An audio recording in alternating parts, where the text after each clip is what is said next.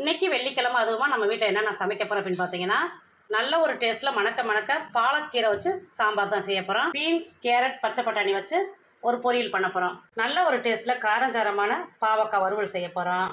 அதுக்கடுத்து பீர்க்கங்காய் பாசிப்பருப்பு போட்டு ஒரு கூட்டு மாதிரி பண்ண போகிறோம். ஏன்னா தடியங்காய் வச்சு ரைத்தா செய்ய போகிறோம்.